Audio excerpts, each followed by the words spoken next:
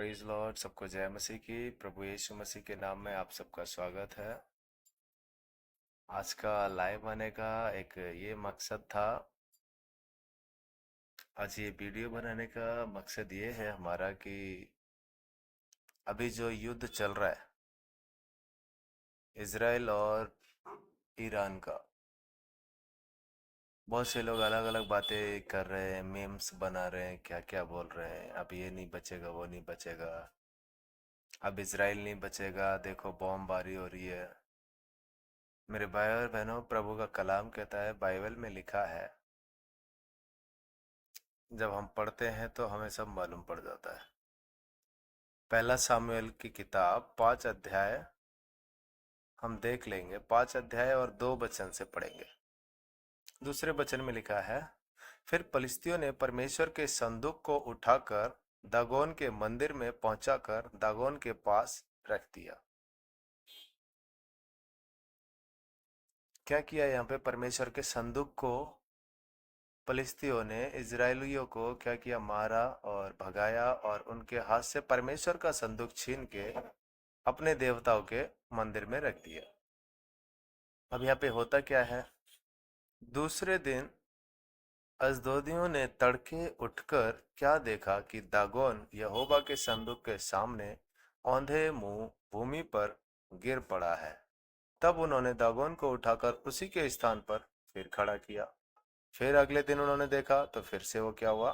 तड़के उठे, तब क्या देखा कि दागोन यहोवा के संदूक के सामने औंधे मुंह भूमि पर गिर पड़ा है और दागोन का सिर और दोनों हथेलियों ड्योढ़ी पर कटी हुई पड़ी हैं। इस प्रकार दागोन का केवल धड़ समूचा रह गया। तो मेरे भाई और बहनों, जो उन्होंने अपने देवता के पास में ले जाके परमेश्वर के संदूक को रख दिया, जैसे वो सुबह में जाते थे, सुबह सुबह जाके देखते थे तो क्या होता था? उनको क्या देखने को मिलता था? परमेश्वर के संदूक के सामने उनका देवता औंधे मुंह पड़ा है, मतलब दंडवत कर रहा है। फिर क्या हुआ? यहाँ पे बहुत सी अच्छी बातें लिखी हुई हैं जो लोगों को जानना बहुत जरूरी है। फिर क्या हुआ? यहाँ पे 6 वचन में लिखा है, तब यहोवा का हाथ अजदोदियों के ऊपर भारी पड़ा और वह उन्हें नष्ट करने लगा और उसने अजदोद और उसके आस पास के लोगों के गिल्टियां निकाल दी। परमेश्वर ने क्या किया? गिल्टियां, उनको फोड़ियां निकाल दी। जब वे लोगों ने ऐसा देखा तब उनके दिमाग की अकल खुल गई, उनकी अकल की पट्टी खुल गई। फिर क्या बोले वो?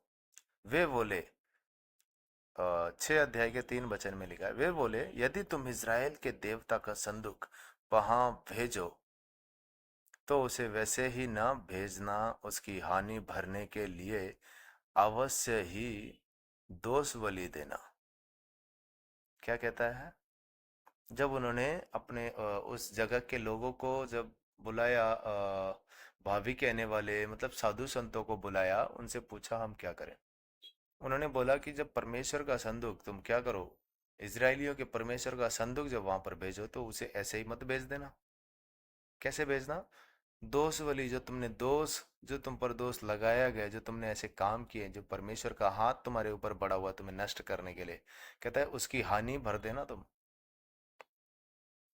तब तो तुम क्या होगे? तब तुम चंगे हो जाओगे। ये उनके देवता, उनके, किसने बोला? उन लोगों के जो, जिन पर भी भरोसा था उनको, बाबाओं साधुओं पर, उसने ये बात उसको बोल दिया।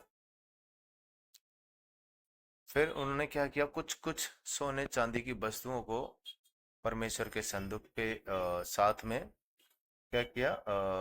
इजराइल को वापस भेज दिया।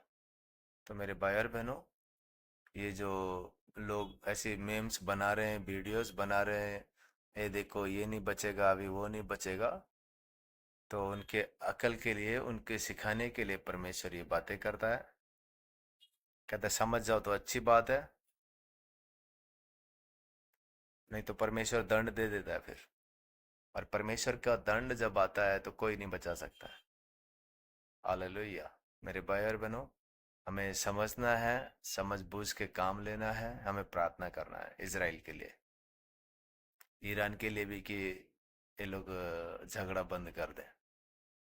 हालेलुया। सबको जय मसीह की। God bless you all. आमीन।